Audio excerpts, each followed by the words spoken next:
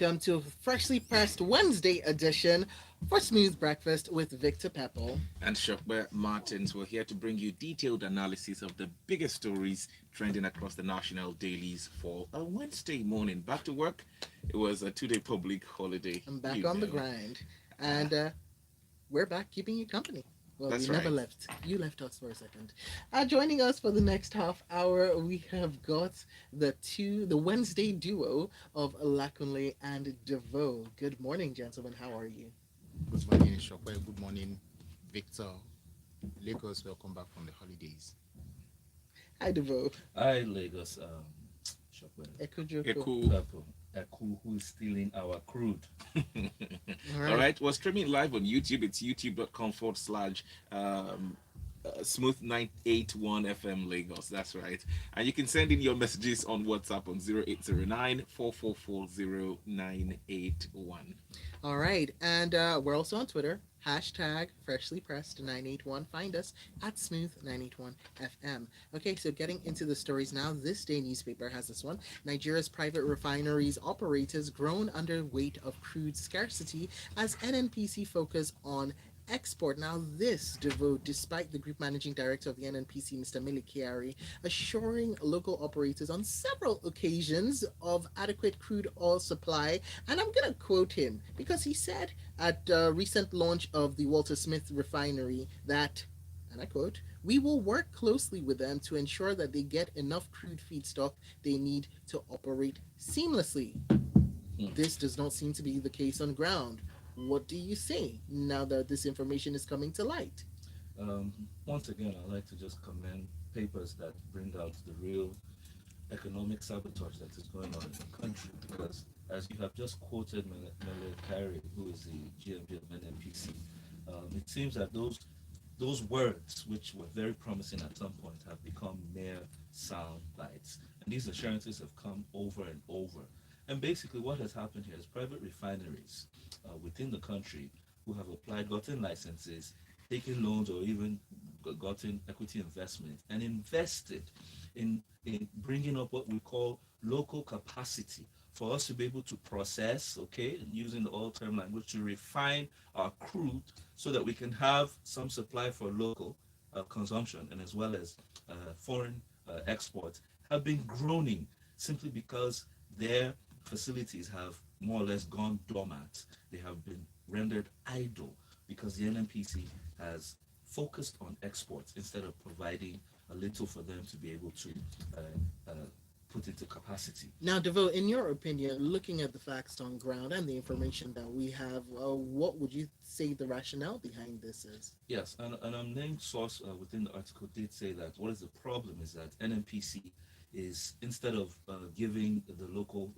refineries a little crude to be able to get their plants running, they've been focusing on exports. Now, the truth is, what does this mean? We know that Nigeria is currently, NNPC is the sole importer of PMS and petroleum products into the country. And the only way we get this is because we have a DSPS, that's a direct sale, direct purchase agreement with foreign refineries, especially those in the Baltic region, Ukraine and co, who, when we give our crude, no cash is exchanged. They refine for us and return it back at an agreed cost. Mm. Okay, so it's like trade by barter. All right. And despite the economics of it, we even import it at a much higher cost than we earned. Um, um, you would have thought that if we had local refineries working, remember the four federal government refineries have been moribund for many decades. All right. Now, private sector operators who had been pushing for the passage of the Petroleum Act finally got on stream. And remember, the major problem was that you would not invest in refineries if you kept on fixing the price. But some of these people, on a national call, on a patriotic call, power Nigerians, because each time NNPC exports crude, what you're doing is you're empowering jobs and money to foreign nations, to foreign companies, instead of empowering your own. I really, really am shocked about this development because we know that the subsidy arrangement is very opaque. We've not heard much about it in terms of the numbers. We've not heard much about it in terms of the operations. Most times the NNPC will tell you that it's the federal government. The federal government will tell you that it's the NNPC. Now you can see the reality of the outcome of what is going on. Last time there was a move for 4 trillion naira, a vote to what? To pay the difference in the real pump price from what we have at the pump as against what is being quoted. Now you have people who have invested and created an opportunity for Nigeria to have a lower price, because when you produce locally, it means you trade in naira instead of using our hard-earned crude dollars. Are you getting what I'm saying? Now, it's unfortunate. Now, this article, because it's a developing story, I don't know what the local content custodian is saying regarding this. I'm not hearing anything from them. I don't know what the EFCC is saying, because this is economic sabotage. How can you leave your own and you empower others in the name of what? I don't understand. I thought at least you would have tried to do the little locally before you start going outside. The federal government cannot look at us with plain eyes and tell us that they don't know what is going on here. And I'm not hearing anything from the National Assembly. Each time, like I said, sound bites. We will help them. We will support them. You can see it here. People have put their own hard-earned money, and now those plants are running moribund. Alright. So now, Delta. Lagos, Nigeria, world, wherever it is you're listening to us from, on this story, we want your opinions. We want your thoughts. We want your deductions as to why exactly this is happening. Considering the fact that the talking point at this point has been on getting our local refineries up. Why do you think we're now seeing news like this coming out? Your thoughts on Twitter, on WhatsApp, and up on our stream in the chat comments of the live stream on YouTube. Now let's move from the These Day newspaper to Premium Times, where fire floods INEC office in Zamfara. That the Independent National Electoral Commission (INEC) has confirmed that a fire outbreak actually took place in one of its offices in Zamfara State. The fire incident, which occurred late Monday night, affected its office in the Kaurana Moda local government area of the state. It is one of the many unfortunate incidents recorded by the commission in the last 3 years. In fact, barely 18 days ago, INEC lost a staff in Imo State due to an attack launched by unknown gunmen, and this staff was discharging duties in that particular community. Luckily, when you saw the story of a fire outbreak in one of the many offices INEC has across Nigeria, what came to your mind? On a lighter note, this is the first time Kara Namoda is coming into my consciousness after a long time. Kara Namoda used to be one of the points where the old railway lines in Nigeria stopped. Okay, so it was always interesting to hear the name, but unfortunately this time around I'm hearing the name for something not so palatable. This is about the fifth or sixth report of INEC office anywhere in the country being gotten by fire. Okay, but the good news of this one is that Festus Okoye, that's the spokesperson of the commission, says that the critical equipment to conduct an election, what they call them, the scanners, the PVCs that they have, the registration machines, and so on and so forth, are not affected. It's just that their office consumables, furniture, and those things. But then the real thing that we now need to consider is why one needs to start to suspect or to even begin to believe the previous stories we've had about what is really happening. Is it a conspiracy to stop? Is it a conspiracy to handicap INEC to be able to do its duties in these spaces? Let's look at security before you proceed. This is not the first time it's happening. In Imo State, about 18 days ago, we heard that some staffers with the commission were killed. This is not the first time we're hearing of some of these stories across the 6 geopolitical zones in Nigeria. Now it's getting close to election year. We're hearing about offices being burnt in Zamfara. It begins in Zamfara and gets to other states in the country. Also, the funding for INEC, it used to be about 40 billion naira, annually, because of the off-cycle elections, but they were proposing about 305 billion for the 2023 elections alone. And I hear that about 239 billion naira for sensitive materials, aside other logistical aspects that come in. If we begin to burn some of these offices, won't we see that they are sending a supplementary budget again for approval to the National Assembly to get more funding, in addition to over 200 billion naira for the 2023 elections alone?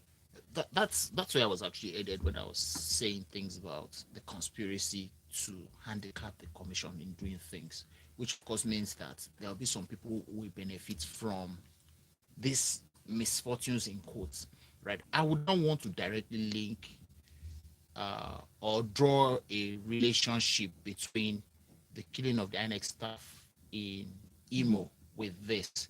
The commission, as far as this is concerned, have been silent about the exact cause of this. They've not told us this is exactly what happened. Okay, we could begin to speculate how they happened, but we should wait and let them say exactly what it is. But like you said, you begin to wonder, is it that is a design to get more money out of the government by INEC? Is it that is some third party, some unknown force who is doing this to incapacitate INEC? Is it deliberate? Is it accidental? It also then comes out to what we have said about security. If we know that we have an election in approximately 11 months' time, February next year, that not in 9 months' time, that's in February next year, what is INEC doing in terms of securing its own environment, its own offices? Anyway, our police should do it. We are under policed anyway. We have only 350,000 for 200 million people.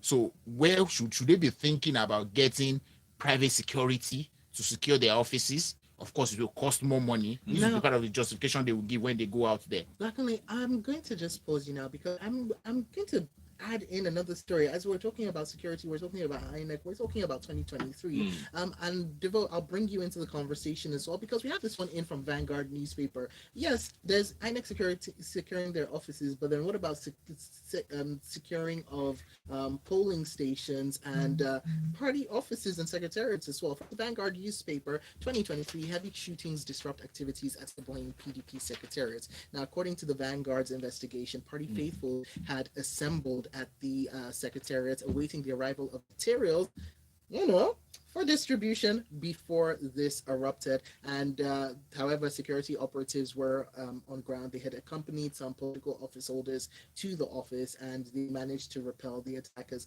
But once again, it comes down to the issue of security. Devo, let's hear your thoughts on this.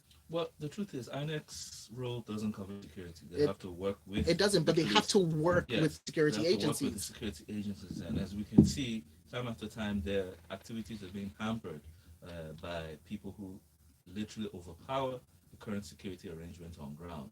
In this case, we're once again, because it's facing Eboi, we're dealing with the unknown gunmen or ungun men, as some would say, and.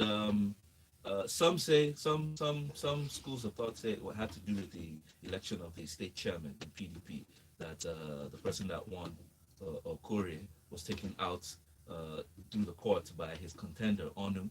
All right, and maybe they haven't really seen the beginning and end of that settlement. Some would say that IPOB has been pushing some messages out there that nobody's going to hold any election if Nnamdi Kanu is not released from jail. So which way is it? But at the end of the day, it's a major question that the Southeast needs to come to terms with. That you cannot, how do they say it? You cannot bite your nose to. You cannot cut off your nose to spite your face. We're going to have to find a balance in it to ensure that successful elections are held. Remember, PDP is not the only party. APC is not the only party. This is Nigeria. You are entitled to what they call freedom of association. If you like, be a member of XYZ. It's your choice. All right, let's look at the This Day newspaper. And by the way, keep your messages coming through on WhatsApp 0809-444-0981. Yes, we'll be taking those messages right after this when we come back. Is it a commercial? I just realized. Oh my days, you look so cute with glasses. Have you always been wearing glasses and I haven't noticed? Okay. Very cute, I like it. What?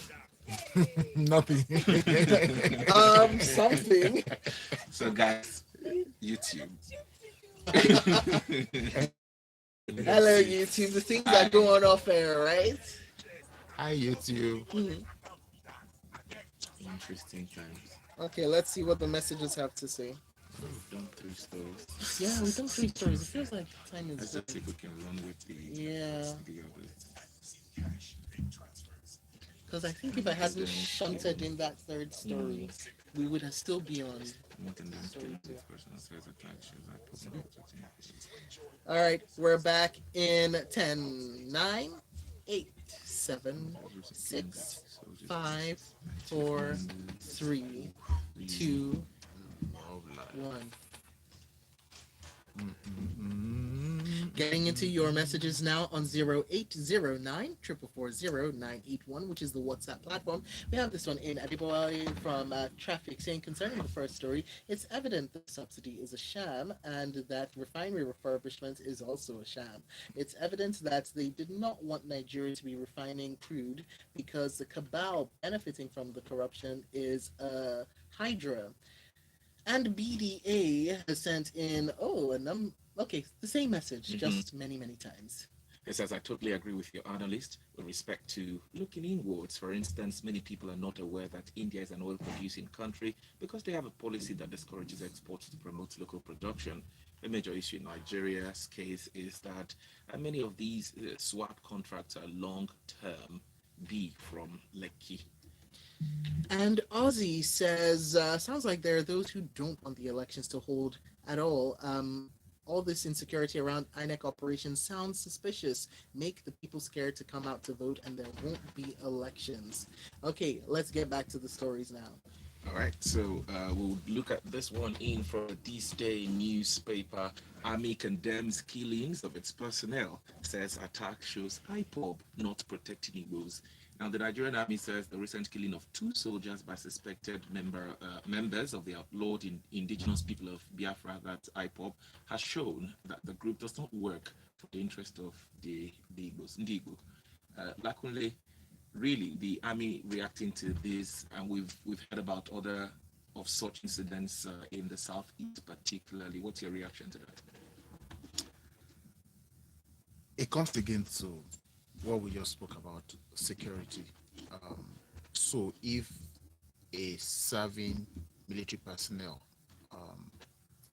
is attacked and killed just like that in any part of the country at all, so we have recent histories of what has happened when such things had happened.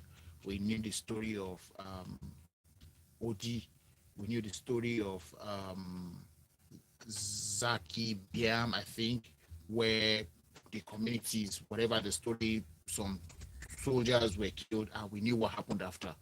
And I think that in this instance, maybe we should say we're lucky that the military or the army had not reacted the same way they reacted in those 2 instances, because it is something else we would have been talking about now.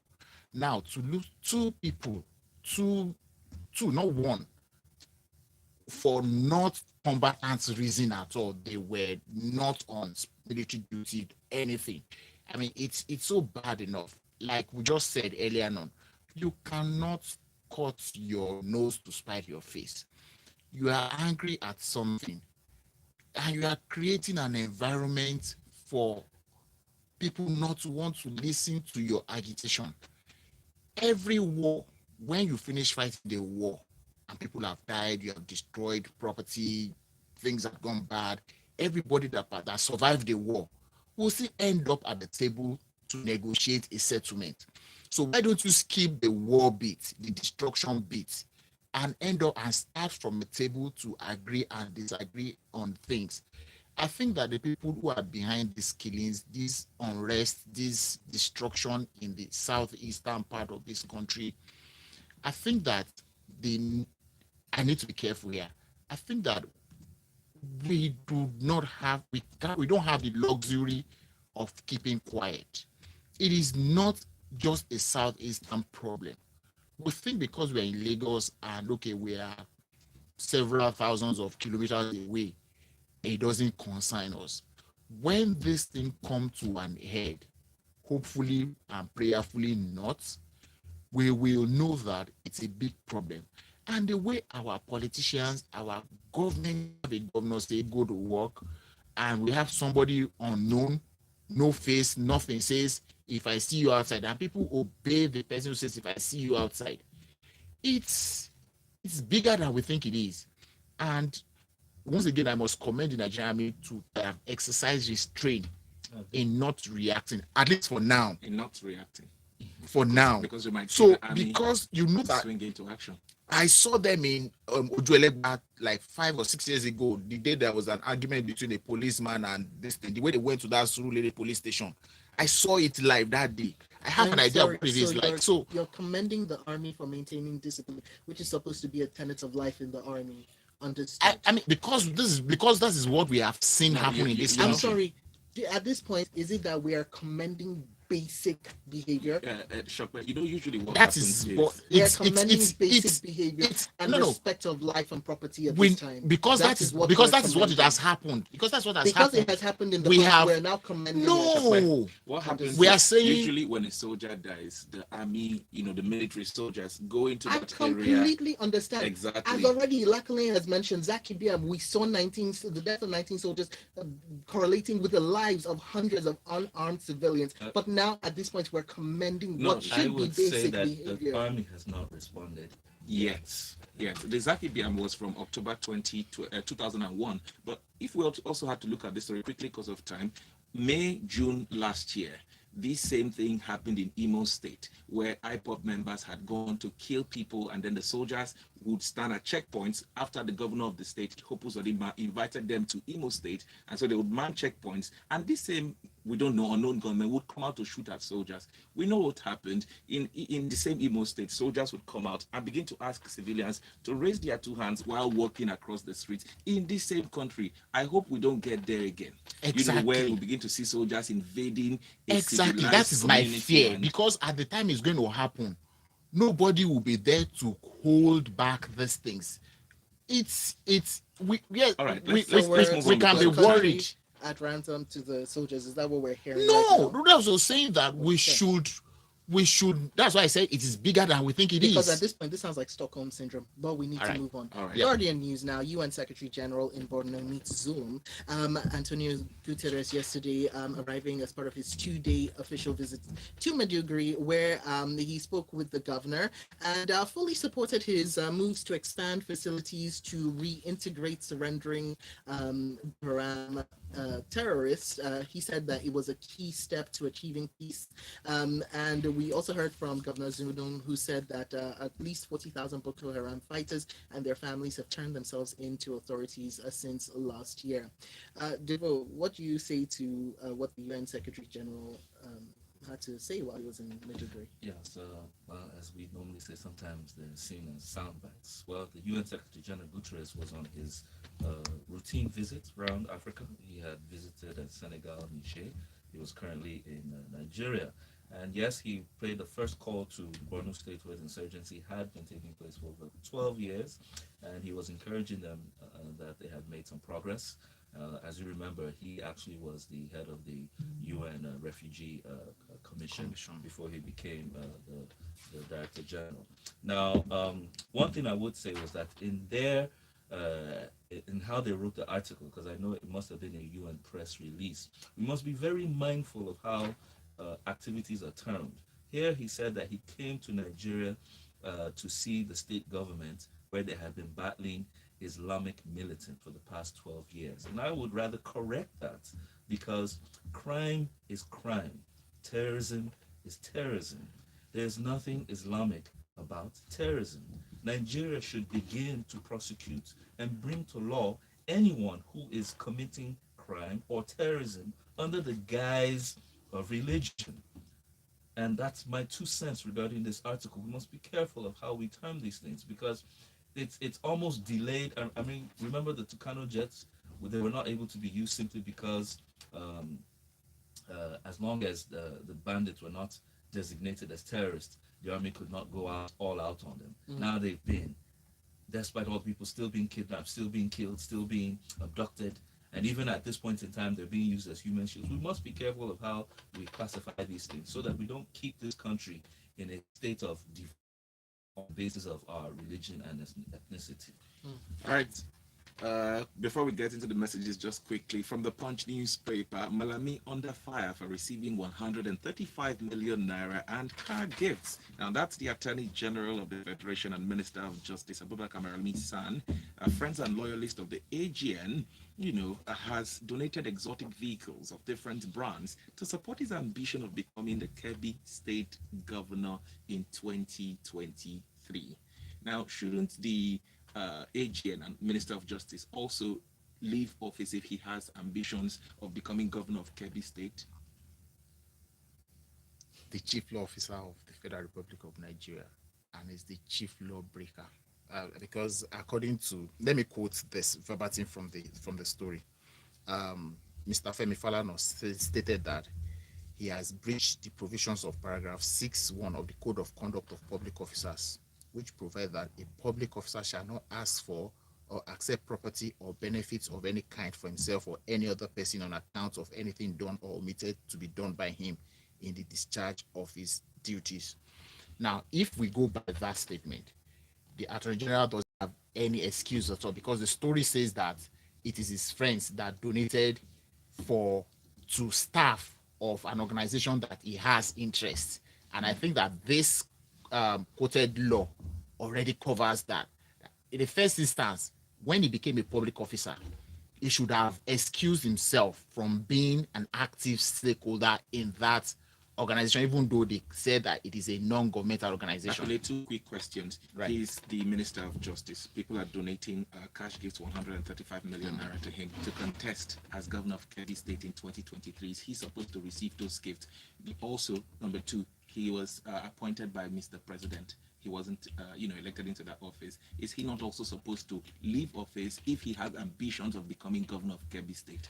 Some would say it's moral, but what does the law say about holding office? I know that there is a contention about leaving office if you want to contest, which everybody's been talking about now. Morally and legally, I think that people should leave office when they want to run, and then accepting gifts or accepting donations, that's what they would term it, to run a campaign. I'm not sure there's anything that says that your friends cannot donate to your campaign funds. Yeah. So if it's a campaign fund, it's different from if it is a gift to him, the person, because we'll say it is in anticipation of what those people plan to benefit from him in future. All right. If you wins. We have this message in to end the show now. D from Alausa saying, Lakanle has spoken well. The army needs to be commended for showing basic principles. Everybody needs to be commended for doing anything right. Whilst Tolu, I think his name is, says the same thing. And Nerachelu says, why wouldn't people obey unknown, in quotation marks, persons that threatens or even take their lives and nothing happens? The people and denounce their actions. The discussion has left the real issue and centered on the action of the military. Quite a number of messages coming in, but that is the end of the show. You can all go and connect with our analysts up on Twitter. You can find them at Lakunle70, and you can find Devo Okorie if you look for him. Yes, just by his name, Devo Okorie. And that is that for Freshly Pressed. Coming up, it is going to be the Locker Room. Do keep it tuned right here to Smooth 98.1. We've done a lot of criticism Please, of Devo, IPOB already. the Minister of Justice, is he not supposed to leave office as well? As we're asking for Minister of Transportation to leave. They should leave. He's the Minister of Justice. He knows the law, he broken the interprets law, and he's still in office. People is broken the law by, that's why I started with, he's the chief law officer and he's the chief lawbreaker. He's broken a law. He's broken a law. It's a simple And thing. it was It's very, simple. very clear. It's very clear. Only And Nigeria. unfortunately, the man at the top who should Only handle these Nigeria. things Minister of is Justice just there that knows this cruising. law. And the law is under appeal, so The law is I in, get that part, in his view, he but hasn't I mean, he's broken supposed to show, No. lead by example, no. and say, The law is a law until it is changed. Because you are contesting it in court doesn't mean it's not yeah, he's supposed enforced. to lead by example. Oh, I The want to law be is the governor. law until it is changed. The law was adopted. Devo. Yes, but that's what it to a law. You need to So see- until they change it, that is law. your government is immoral. End of story. Bagam. You were quoting what Femi Falana said, Yes, you know, about receiving gifts and all that. yes. Is he supposed to or is he not supposed He to? should not. If for That's example, conflict of see, interest if I in am government. I am the Ask you those governor. two direct questions. I was expecting you to say he's not supposed to receive gifts, he's supposed to leave office. Bam. You know the So what are we doing for 9? okay, you are here. Me, I'm off. Okay. Huh? Office work. Bye. Oh, you're coming in? Bye, Yes. bye, you. Okay, what no, do you I, want? No, no. Sure. Depends, There's but no point. no. Bye, you two. Um. She switched off already. No, she didn't. She waited for me.